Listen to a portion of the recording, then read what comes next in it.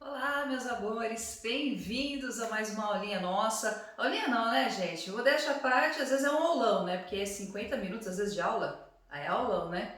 Prometo que hoje não vai ser tão comprido, não vai ser tão longo. E hoje o assunto eu gosto bastante, tá? A gente vai falar de Guerra Fria e, na verdade, a continuação do vídeo anterior sobre capitalismo e comunismo. Como a gente viu, são dois sistemas que a gente chama de antagônicos. Como assim antagônicos? Eles são inimigos, né? Eles não conversam.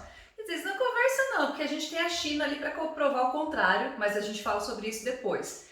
E aí, gente, por conta desses dois regimes antagônicos, e principalmente pós Segunda Guerra Mundial, a gente vai ter o surgimento de um novo conflito que a gente vai chamar de Fria, né, Guerra Fria, porque nunca existiu de fato um confronto direto entre as duas nações envolvidas, mas a gente vai ver que indiretamente sim a gente teve várias consequências, vários outros conflitos, enfim, indiretamente a treta foi pesada, tá? Então vamos lá, gente. Guerra Fria. Bom, a Guerra Fria ela vai começar imediatamente após a Segunda Guerra Mundial. Tá? Então, durante a Segunda Guerra ali, já no finalzinho, na verdade, já estava meio na cara que os dois países, Estados Unidos e União Soviética, só lembrando, gente, que os dois países foram fundamentais para o fim da Guerra Fria. Talvez se não fosse a entrada dos Estados Unidos de um lado e se não fosse a entrada da União Soviética de outro, não sei não se o Hitler não tinha vencido. Tá? O nazismo, lembre que até metade da Segunda Guerra Mundial, a Alemanha ela tinha tomado praticamente metade da Europa, tá? Então ela tinha tipo, metade não, até mais, né? Ela estava avançando ali e tinha sim uma grande chance da Alemanha vencer a Segunda Guerra Mundial. Porém a gente vai ter dois erros graves do eixo. O primeiro erro do eixo vai ser o Japão, né, que fazia parte também do lado da Alemanha, se ter atacado os Estados Unidos, que até então estava de boa, né, estava quietinho. Dizem alguns que só estava esperando alguma coisa acontecer para de fato entrar na guerra. Mas enfim, o que aconteceu foi o ataque surpresa à base aérea de Pearl Harbor, que fica ali no Havaí, então não é tão distante do Japão assim. O Japão fez esse ataque surpresa, que também outros vão dizer que não era tão surpresa assim, mas isso vai ser o estopim para a entrada dos Estados Unidos na Segunda Guerra Mundial. Por outro lado, gente, a Alemanha ela tinha feito, logo no comecinho da Segunda Guerra, ela tinha feito um acordo de não agressão com o Stalin. Lembrando que o Stalin era o líder supremo da União Soviética e ele tinha feito um acordo de não agressão. Então até metade da guerrinha ali, a União Soviética estava só observando. Só que o Stalin, gente, ele é do olho junto, né? Capiroto. O Stalin não era tonto e durante esse tempinho aí, o que ele foi fazendo? Aumentando seus exércitos, aumentando o número das suas armas, bombas, artilharia pesada, né? Ele não ficou paradinho, ele não estava participando da guerra, mas ele estava só de olho, porque era quase inevitável que tivesse esse confronto. Tá? Uma hora a Alemanha muito provavelmente ia invadir a União Soviética, e foi isso que ela fez. E só lembrando que quando a Alemanha faz essa invasão, no início, ela consegue vencer. Tá? No início, ela consegue invadir o território soviético, avança por um bom território, até a gente ter algumas batalhas homéricas, como por exemplo a Batalha de Stalingrado. Não vou entrar nesse assunto muito particularmente, porque a gente não tem tempo e porque é mais uma matéria de história do que de geografia, tá bom? Então só para a gente ter esse contexto principal da Segunda Guerra. Com a entrada dos dois países, a guerra praticamente foi decidida, tá? E aí a Alemanha não tinha muito mais chance, né? Porque aí você tem dois grandes impérios que ainda não tinham esse nome de impérios, eles não eram ainda grandes nações hegemônicas, até então as nações hegemônicas eram os países europeus. Só que os países europeus foram sendo arrasados, né? A Alemanha foi tomada, a Inglaterra não foi tomada, mas foi perdendo bastante espaço, foi perdendo bastante exército, enfim, muito material, né? E aí, gente, no finalzinho da Segunda Guerra, que aí você já tem os aliados, né, com muito mais peso, os aliados aí contando com os Estados Unidos e União Soviética, nós vamos ter os países europeus completamente arrasados, né? A guerra termina, lembrando que primeiro Berlim se rende, o Japão primeiramente ele não vai se render. Na Europa, os países, praticamente todos os países europeus arrasados, né? A questão da guerra nunca é uma coisa simples, ela acabou arrastando uma destruição enorme, causando uma destruição enorme, causando a morte de milhares de pessoas. Lembrando também que nós temos outra coisinha aí que é o Holocausto, tá? Que não se pode negar. E aí, gente, o que vai realmente definir o final da guerra? Qual vai ser o ponto final da Segunda Guerra Mundial? As bombas nucleares. Quem lança as bombas nucleares vai ser Estados Unidos. E teoricamente, os Estados Unidos, quando lança as duas bombas lá no Japão, né, Hiroshima e Nagasaki, quando ele lança as duas bombas, é porque ele vai argumentar que o Japão ele não queria se render, que se não fosse por isso o Japão ia continuar lutando e que o Japão poderia causar muito mais mortes americanas. Então por isso que eles vão jogar as duas bombas. Gente, compreendam. Em 1945, praticamente metade do território japonês já estava arrasado, tá? Materialmente ele já não tinha muita coisa, o exército japonês já tinha ido para o saco e as cidades que foram atacadas não eram cidades onde tinha, por exemplo, apoios militares. Tá? E aí você teve essas duas bombas sendo jogadas e muito se discute que na realidade as duas bombas elas foram lançadas como um aviso para a União Soviética, porque os dois países, União Soviética e Estados Unidos, meio que já estava entrando em treta ali, entendeu? Meio que já estava na cara que ideologicamente, gente, não dava para conviver os dois países ao mesmo tempo. Não só pela questão do regime político e econômico, mas também como dois países muito grandes, muito poderosos. Então eles já estavam ali demonstrando que não ia dar bom, tá? Que essa relação entre eles não ia ser uma coisa boa, não. E aí os Estados Unidos ele teria lançado a bomba mas para dar um jeito de mandar um recado nítido para a União Soviética. Ó, filho, não vem querendo me atacar não, ó, porque eu tenho bomba atômica, tá bom? Sou fodão que eu tenho bomba atômica. Bem, o recado foi ouvido, o Japão, claro que se rendeu, né, gente, depois das duas bombas, não tinha como não manter, continuar mantendo o ataque aos Estados Unidos, já não tinha, né, aí depois só piorou, se renderam, e aí a gente vai ter o fim da Segunda Guerra Mundial. Muito bem, Segunda Guerra acabou? Só que o conflito entre União Soviética e Estados Unidos tem início exatamente aí, tá, gente? É aí que começa, de fato, a Guerra Fria. Em 47, veja bem, pouco tempo depois da Guerra Fria ela já estava ali presente, ainda não tinha sido declarada, nunca é de fato declarada, tá? Mas a gente já tinha ali uma animosidade entre os países, entre Estados Unidos e União Soviética. E aí, gente, vamos começar pensar um pouquinho como isso vai se desenhando, tá bom? Fiz uma linha do tempo aqui bem resumidona mesmo, só para a gente entender os principais fatos. Em 1947, a gente vai ter o Plano Marshall. O que é o Plano Marshall? Os Estados Unidos ele percebe países arrasados, sempre países muito pobres, né, que estão passando por problemas muito sérios, tem uma tendênciazinha a se radicalizar, seja para o lado da direita, seja para o lado da esquerda. Os Estados Unidos, gente, tinha muito medo da influência soviética sobre a Europa. Tinha muito medo que outros países, como depois aconteceu, né, outros países acabaram virando socialistas ali no leste europeu, mas os Estados Unidos tinha medo que isso acontecesse com outras nações também. Então o que ele faz? Ele propõe o Plano Marshall. Plano Marshall basicamente é você emprestar dinheiro a juros baixíssimos para os aliados dos Estados Unidos, ou seja, para os países que não estavam querendo fazer nenhuma revolução socialista. Era uma forma de você trazer aliados com dinheiro, né, gente? No fundo, que é o que importa mesmo. Então, o Plano Marshall nada mais foi do que um plano de reconstrução dos países europeus arrasados, mas no fundo ali para que ele não tivesse uma radicalização e para que você conseguisse, de fato, afastar a União Soviética. Vamos lembrar também que o próprio capitalismo precisava da gente ter uma recuperação econômica, né, gente? Bom, a gente também vai ter essa doutrina Truman. Quem que era o Truman? Gente, o Truman era o presidente dos Estados Unidos que basicamente vai começar toda essa onda de Guerra Fria. Também se discute muito entre alguns teóricos que se não tivesse sido a morte do Franklin Roosevelt, esqueci o nome do presidente? Eita! Bom, se não fosse a morte do presidente que a gente tinha antes, era o Roosevelt sim, tá? Se a gente não tivesse a morte desse presidente, o Truman não tinha subido ao poder e as coisas talvez não teriam ficado tão terríveis, tá?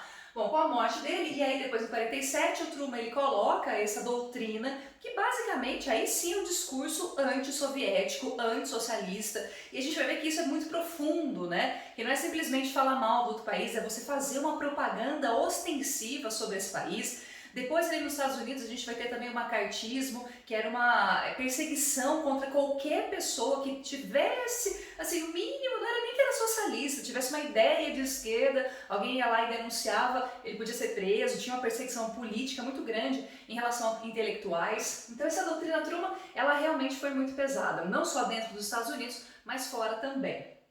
Em 49, gente, a União Soviética também começa a se organizar, né? Que o Stalin não vai ficar lá sentado sem fazer nada, esperando as coisas acontecerem, né, gente? O Stalin também não é tonto.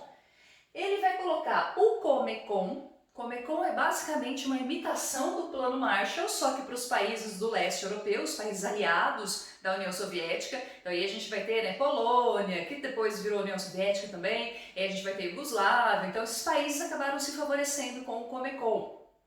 Nós vamos ter a criação da OTAN, que é a Organização do Tratado do Atlântico Norte, basicamente uma organização militar que era a favor dos Estados Unidos, né, do lado dos Estados Unidos, e a intenção, gente, é militar mesmo.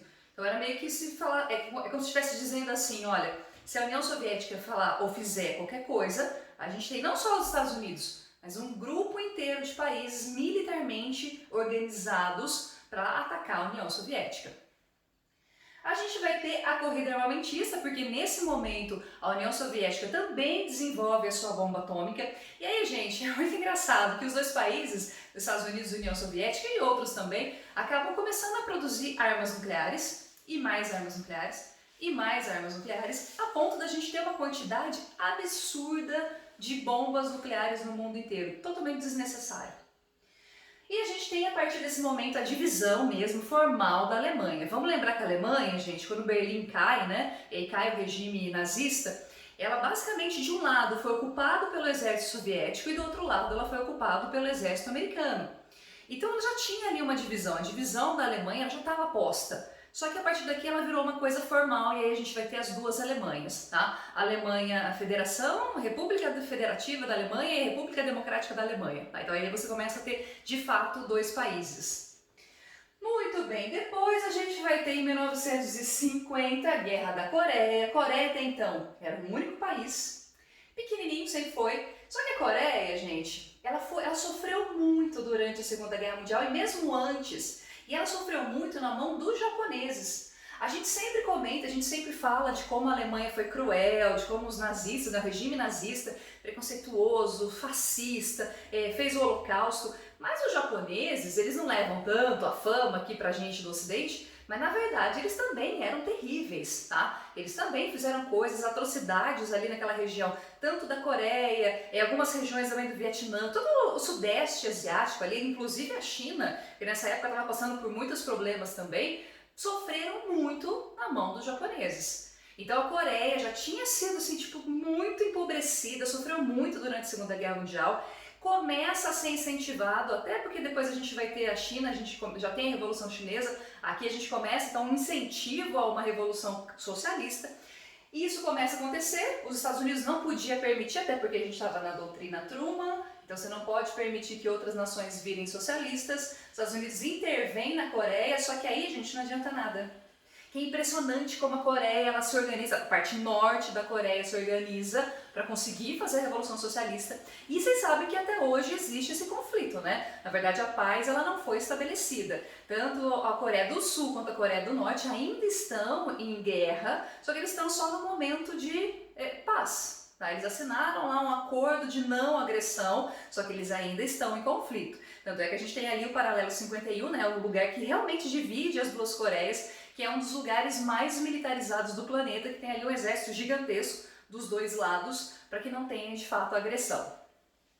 Em 1955, de novo, né, a União Soviética, os Estados Unidos faz uma coisa, a União Soviética faz também. Aqui a gente vai ter a criação do Pacto de Varsóvia, que é a cópia da OTAN, também é um pacto de aliança entre os países aliados da União Soviética, com um único intuito militar. Então, se tivesse um ataque, a gente ia ter a organização do Pacto de Varsóvia. Em 1956, a gente vai ter um país fora ali daquele grande eixão, né, daquela grande área ali, Ásia e Europa, virando socialista. A gente vai ter Cuba fazendo uma revolução, o senhor Fidel Castro, junto em companhia com o senhor Che Guevara, os dois organizam ali uma revolução e fazem. Gente, pensa bem, Cuba fica mais ou menos uns 200 quilômetros dos Estados Unidos. E Cuba era como se fosse Las Vegas, porque Las Vegas naquela época não tinha o mesmo status, então Cuba era praticamente Las Vegas dos Estados Unidos. Tinha o quê? Cassino, prostituição, né, praia, resort. A população era pobre? Sim, muito pobre e miserável. Mas tinha, né, para os Estados Unidos, era como se fosse um lugar de tirar férias. E aí, de repente, faz no quintal dos Estados Unidos, tem uma revolução socialista. Eu não posso deixar de rir, né? Eu gosto dessas coisas, eu acho engraçado. Desculpa aí, tá? Em 1957 a gente tem início à corrida espacial. E olha só que em 57 a gente já sabia com toda a certeza do mundo, todas as tecnologias já comprovavam que a Terra não era plana. E aí é triste que você vê que hoje em dia tem uns babacas que ainda falam que a Terra é plana. É de doer, né? É de chorar. Gente, começa a corrida espacial. Por quê? Estados Unidos e União Soviética, eles percebem que de repente só essa questão de você atacar, fazer ataques aéreos ou fazer ataques terrestres ou mesmo marítimos era pouco.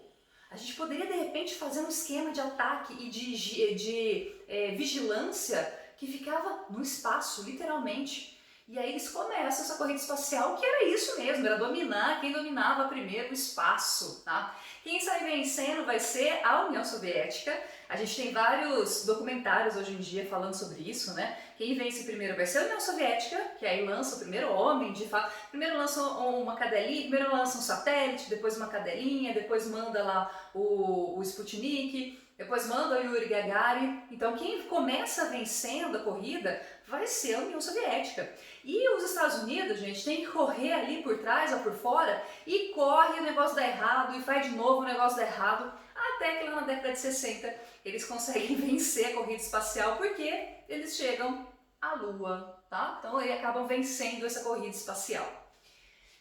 Em 1961, gente, nós vamos ter dois eventos muito importantes, tá? Dois eventos, aliás, bem tretosos, assim, nem sei se existe essa palavra, eu acabei de inventar ou não, não sei. Mas a gente tem dois eventos assim que são particularmente difíceis. Primeiro, a construção do Muro de Berlim. Porque veja bem, gente, aqui a gente já tinha divisão. Em 49, a Alemanha já era dividida. Mas ela era dividida, uma divisão assim, digamos que tem uma linha ali, ou tem uma cerca, tá, que dividia os dois países e beleza, uma área fronteiriça ali. Só que muita gente do lado soviético, ou muita gente do lado socialista, queria passar para o lado capitalista. E isso causava realmente umas tretas ali, né? Causava uns problemas sérios para o lado soviético. E aí o que eles fazem? Constroem um muro, que a gente chama de muro, mas na verdade era uma área enorme que dividia não só a Berlim especificamente, mas quase toda a Alemanha. E esse muro, gente, tinha o muro, tinha uma área de campo minado, tinha uma área de cerco com arame farpado, tinha várias trincheiras, tinha várias guaritas com guardas armados, tinha cães ali, ou seja, era quase impossível você passar de um lado para outro, tá? Então, quando a gente fala muro, não entenda só como muro não, tá? Era realmente uma área muito grande que dividia Berlim especificamente, mas também toda a Alemanha. Gente, você já deve ter ouvido a expressão, talvez, cortina de ferro. Cortina de ferro é como se a gente tivesse uma extensão desse muro de Berlim, só que aí é uma extensão não mais física e sim imaginária, que estaria dividindo a Europa do lado capitalista e do lado socialista, tá? Então aí, ó, provavelmente eu já coloquei a imagem de onde ficava o muro de Berlim. Então imagine que esse muro de Berlim, se a gente estender como se fosse uma linha imaginária, pegando ali os países que eram capitalistas e socialistas, isso era chamada de cortina de ferro, porque dividia o mundo capitalista e o mundo socialista. A outra treta trevosa que a gente teve em 61 foi a crise dos mísseis. Muito bem. Em 56, a gente teve a Revolução Cubana, certo? Se a Cuba se transforma num país socialista, ele não pode mais ser aliado de quase ninguém capitalista. Então, na América, por exemplo, ninguém mais era aliado de Cuba. Inclusive, os Estados Unidos depois faz um embargo econômico, que é muito pior que o embargo econômico. Você, além de você mesmo não fazer comércio com aquele país, você proíbe outros países de também fazer comércio com aquele país. Se Cuba não conseguir fazer mais comércio com ninguém, então quer dizer que ele vai fazer comércio com quem? Com a União Soviética. E aí vira, a gente parça, mas parça mesmo da União Soviética, tá? Eles produziam basicamente cana-de-açúcar e quem comprava toda a cana-de-açúcar de Cuba era a União Soviética. Em troca do quê? Em troca de armas, em troca de dinheiro, em troca, né, de, enfim, alianças. Bom, como eram aliados, Cuba permite que a União Soviética instale no seu território mísseis nucleares para atacar Estados Unidos. Vamos lembrar de novo. Cuba fica quase 200 quilômetros de Miami. Então, gente, um ataque vindo de Cuba para os Estados Unidos ia ser quase mortal. Era um lugar praticamente estratégico ali para a União Soviética. E a União Soviética, safada, né, matreira, ela faz o quê? Então ela tenta colocar esses mísseis nucleares no território. Aliás, o Stalin já tinha morrido nessa época, tá, gente? Eles tentam colocar mísseis nucleares ali em Cuba, só que a gente já tinha começado a corrida espacial, tá? A corrida espacial, ainda que tenha sido vencida pela União Soviética no começo, mas alguns satélites ali a gente já tinha dos Estados Unidos. E os Estados Unidos, gente, percebeu, né, com imagens, percebeu a movimentação, percebeu a chegada dos mísseis, percebeu que estava se cavando coisas que muito provavelmente era para colocar os mísseis nucleares. E era a época do Kennedy, ainda o Kennedy pistolou, tá? Os Estados Unidos pistolou, falou, não posso permitir uma coisa dessa, que é isso, tá maluco? E aí, gente, nós estivemos muito, mas muito perto de um holocausto nuclear, porque os Estados Unidos estava muito disposto, vários generais americanos estavam muito disposto a sim jogar uma bomba nuclear na União Soviética. Dizem, inclusive, tinha um telefone vermelho ali no Salão Oval, né, onde fica o presidente dos Estados Unidos, e que o presidente chegou a pôr a mãozinha até no telefone para falar, pode jogar bomba. Diz que ele chegou muito perto, e aí na hora falou, não, calma, vamos esperar mais um pouquinho. No final das contas, a União Soviética teve que pipocar, tá? Teve que voltar atrás, ela não podia manter essa história dos mísseis, e aí os mísseis não são instalados, tá? Mas a gente chama de crise, gente, mas foi um negócio ali pesado, tá? Que a gente ficou quase ali, ó, da desgraça acontecer. Bom, entre 1964 e 75, gente, nós vamos ter dois grandes eventos, tá? Só que aí eles vão ser mais diluídos, digamos assim. A gente vai ter a Guerra do Vietnã, por quê? Vietnã, da mesma forma como a Coreia do Norte aqui, tenta fazer uma revolução socialista. Aqui quem vai ajudar bastante o Vietnã, lógico, a União Soviética, mas também a China, tá? A China manda pessoas, manda armas. E a guerra, gente, os Estados Unidos pensam o quê? Bom, Vietnã, país pobre, produz arroz, né? O que vai produzir lá no Vietnã é arroz. É um país pobre, miserável. Vou entrar ali, acaba com essa história em 2 minutos. Essa história de revolução socialista, ixi, vou acabar daqui a alguns meses, já acabou essa história toda. Eu já impus ali meu poder sobre os Estados Unidos. Gente, o conflito vai durar 10 anos. 10 anos, os Estados Unidos vai com todo o armamento, com toda a força, todo o poderio militar que eles tinham, manda homem pra caramba pra morrer lá.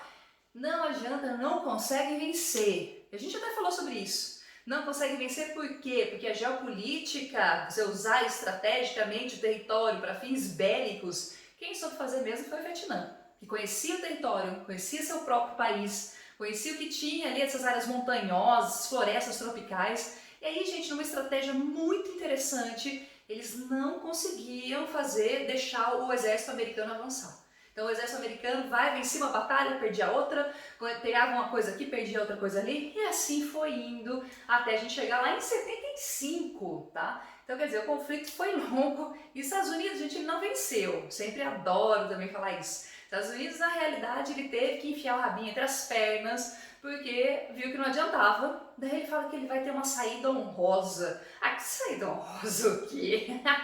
Perdeu, palhaço. Bom, outra coisa que nesse período vai acontecendo, gente, é a luta pelos direitos civis lá nos Estados Unidos. Porque Estados Unidos, gente, era um país que não tinha apartheid, mas tinha uma segregação racial que era uma coisa impressionante, tá? Por lei, você não tinha os bantustões, como a gente tinha na África do Sul, você não tinha, bom, a gente tinha muita coisa. Por exemplo, brancos não podiam estudar, os negros não podiam estudar na mesma escola dos brancos, não podia ter casamento interracial, na hora de sentar nos lugares, tipo, transporte público era sempre preferência para os brancos, nunca para os negros, e assim por diante. Tá? Então, realmente, o negro não tinha praticamente muito direito, não podia estudar em escolas de brancos, não podia frequentar as universidades, não podia ter nem times. Então, em time de beisebol, por exemplo, era só branco, tá? Não podia ter negro nos times de beisebol americano. O tamanho era essa questão da segregação racial. Muito bem, tivemos várias lutas, tá? Foi muito realmente pesado. E uma coisa que se questionou muito também durante esse período é para que fazer guerra com o Vietnã? Os próprios americanos, gente, que no primeiro momento, nos primeiros anos, eles apoiavam muito a guerra do Vietnã, falavam, não, a gente tem que combater os comunistas, tem que salvar todo mundo da União Soviética. Então no começo era super apoiado. Mas depois, quando eles perceberam que a guerra não acabava, que milhões e milhões eram destinados para a guerra, e principalmente quando eles perceberam que os jovens americanos voltavam para casa em caixões, ou com traumas enormes, sem membros, né, com problemas psicológicos seríssimos. E mais, também começaram a perceber que grande parte desses jovens que não voltavam eram negros. Quem mais lutou, gente, é um número enorme de negros lutaram ali em nome dos Estados Unidos. E é uma coisa pesada, né? É uma coisa para se pensar. Então, quem era convocado muitas vezes para ir para a guerra não eram os jovens americanos brancos, e sim os negros. Essa luta foi intensa, a gente teve várias conquistas, os americanos negros conseguiram, sim, garantir uma série de direitos, então isso teve uma coisa positiva. E aí, olha, muitos vão dizer que os Estados Unidos tinha entrado numa crise econômica, que lá na década de 70 já era meio que visível que você não tinha mais a mesma força econômica que os Estados Unidos tinha antes. Porém, gente, olha só como a vida, né, ela dá umas voltas aí. Entre 70 e 80, o grande problema, quando a gente pensa nessa Guerra Fria, né, que não é bem um problema, mas enfim, a União Soviética também não estava bem não, tá? A União Soviética, gente, também tomou várias decisões muito erradas, também pensaram umas coisas muito cagadas. E aí a gente vai ver que entre as décadas de 70 e 80, a União Soviética vai mergulhar, principalmente no finalzinho de 70 e praticamente toda a década de 80, a União Soviética vai mergulhar numa séria crise institucional, política, social, econômica, enfim. A União Soviética vai se afundando ali. Gente, o problema é que a Guerra Fria vai trazer para a União Soviética uma série de problemas e, como eu falei, más decisões. Veja bem, na década de 70, ainda que os Estados Unidos apresentassem os sinais de recessão, a gente começa a ter o desenvolvimento de algumas tecnologias que a gente usa até hoje. Por exemplo, começou a aparecer os microcomputadores, a Apple começa a surgir no finalzinho de 70, né? A gente começa a ter essas empresas de tecnologia surgindo lá no Vale do Silício. Enquanto isso, na União Soviética, gente, a gente quase não tinha desenvolvimento tecnológico. Então você não tinha desenvolvimento de tecnologia, as coisas russas, assim, funcionava, mas tudo muito tosco, sabe? Tudo muito pesado ali, umas coisas meio encrencadas. Gastou, gente, a União Soviética gastou milhares e milhares ali com armamento, com exército, com bombas nucleares e sem muito uso, né? Você gasta muito com isso, mas você não tem nada em troca. E ao mesmo tempo, quando a gente fala de União Soviética, o que é a União Soviética? A União Soviética, gente, é a União das Repúblicas Socialistas Soviéticas. Ou seja, não é só a Rússia. Você tem ao mesmo tempo fazendo parte aí desse balaio, você tem Polônia, você tem Tchecoslováquia, que nem existe mais, você vai ter a própria Rússia, mas tem ao mesmo tempo também Cazaquistão, tá? Você tem Quirguistão, aqueles países ali da Ásia Central que não tem nada a ver com nada. Isso vai causar uma coisa que a gente chama de crise de identidade, porque veja bem, o que forma um país? Um país é formado, gente, por um povo que se identifica com esse país. Então, por exemplo, nós brasileiros, a gente se identifica e tem algumas coisas em comum que une o povo, né? Que a gente sabe que faz parte aqui da identidade brasileira. Cultura brasileira, língua brasileira, corrupção brasileira, isso faz com que a gente seja uma coisa única. Na União Soviética você não tem isso, porque você tem vários países diferentes, culturas diferentes, línguas diferentes, então não há uma identidade de país. E isso faz com que a Rússia comece a ter, a União Soviética comece então, a ter um problema de crise dentro das repúblicas, ou seja, muitas delas ali começam a querer se ver livre. Tá? A gente vai ver que muitos revoltam, a Polônia, por exemplo, a gente vai ter revoltas, enfim, vários países, principalmente do leste europeu, tem sim algumas revoltas que são duramente repreendidas pelo Exército Vermelho, mas vão pipocando, tá? Ganham força na década de 80. E aí, em 80, vai ser colocado no poder, né, do Partido Comunista ali, vai ser colocado no poder um cara que, eu vou colocar a foto dele aí, que é o Mikhail Gorbachev, que é esse senhorzinho aí, que tem essa cagada de pomba aí na testa, pobrezinho. O Gorbachev, gente, ele tentou resolver os problemas, ele tentou fazer com que a União Soviética saísse dessa crise econômica, saísse dessa crise política, e ele vai propor duas grandes mudanças. A primeira delas é a glasnost. Glasnost, gente, é a mesma coisa que a abertura política. Quer dizer que a partir desse momento, vocês lembram quando a gente viu lá a doutrina dos países socialistas, que entre as coisas era a questão da censura, né? Eram países muito... você não pode fazer nada, você não tem liberdade de expressão? Pois bem, o que o Gorbachev estava tentando, ou o Gorbachev, o que ele estava tentando fazer é uma abertura política. política, que as pessoas pudessem se manifestar. Começam então a ter liberdade de expressão, a imprensa começa a ser mais livre, você pode se manifestar na rua, né? Você começa então a ter umas manifestações, não tem só o Partido Comunista, você começa a ter o surgimento de outros partidos também. Então ele vai tentando fazer essa abertura política. E a perestroika, gente, vai ser a abertura econômica. Quer dizer que a partir desse momento, a União Soviética não ia só fazer comércio mais com países socialistas. Ele ia se abrir para o mundo como um todo e aí ele começaria a fazer comércio também com outras nações. Muito bem. Adiantou alguma coisa? Não, tá? Nem a glasnost e nem a perestroika funcionou, gente. Inclusive, o tiro da glasnost saiu meio que pela culatra. Por quê? Glasnost é abertura política, então as pessoas passam a ser livres, vamos nos manifestar. E quando as pessoas começam a se manifestar, quando a imprensa começa a ser livre, começa a fazer várias reportagens, o que o povo fala? Qual que é a opinião do povo? O que o povo quer? O povo quer democracia, o povo quer o fim da União Soviética, o povo quer o fim do regime socialista, que sempre foi um regime muito duro, muito cruel com a sua população, tinha umas coisas positivas, mas tinha muitas coisas negativas, né? Estagnou a União Soviética, não permitia que os países realmente crescessem. E aí, gente, isso vai minando, em vez de solucionar o problema vai se agravando, essa crise nas repúblicas vai ganhando força, e aí, olha só, em 89, a gente tem a queda do Muro de Berlim.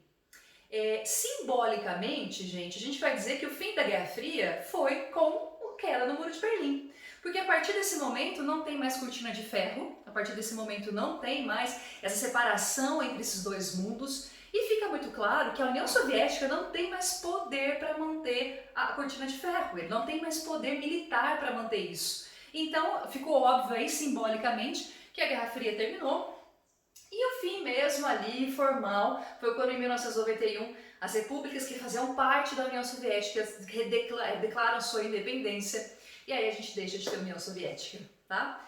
Eu acho um fim muito triste, né, para um país que começa lá em 1917 com uma revolução muito violenta, não tem como negar, mas ao mesmo tempo com uma intenção bonita. Se a gente pensar em intenção, né, de você ter uma igualdade entre todas as pessoas, poder na mão do povo, proletariado realmente comandando, é lindo, gente. Só que aí quando você estuda de fato o regime soviético, é pesado e a gente vê que não dá, assim, a forma como eles terminam não é bonito não, tá? É triste. Gente, em 1990, começamos o que a gente chama de globalização. Na verdade, alguns vão dizer que a terceira revolução industrial, que depois impulsiona a globalização, começa até antes, né? Começa na década de 70, mas formalmente a gente vê, né, globalização mesmo a partir desse período. E aí vai ficar esse questionamento aqui pra gente falar, pra gente conversar melhor nas próximas aulas. Acabou mesmo a Guerra Fria? Guerra Fria de fato chegou ao fim? Podemos afirmar isso com toda a certeza do mundo? Bom, fica aí para vocês pensarem, a gente discute nas próximas semanas, tá? Espero que vocês tenham entendido. Qualquer dúvida, vou mandar também um materialzinho de apoio para vocês, tá? E aí qualquer dúvida a gente vai conversando durante a semana. Gente, muito obrigada pela atenção, boa semana para todos vocês, beijo e até o próximo vídeo. Tchau, tchau!